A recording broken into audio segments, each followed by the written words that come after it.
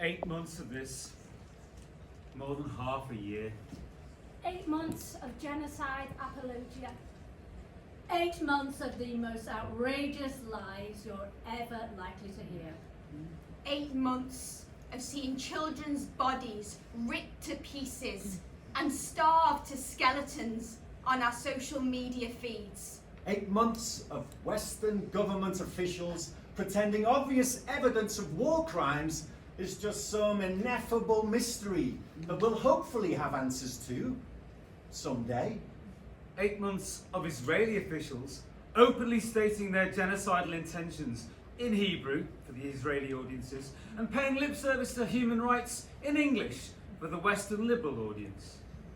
8 months of the Western political media class trying to frame the direct sponsorship of an active genocide as something other than what it is.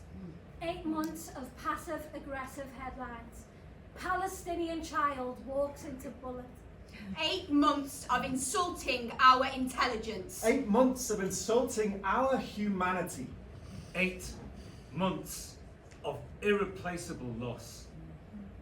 This needs to end.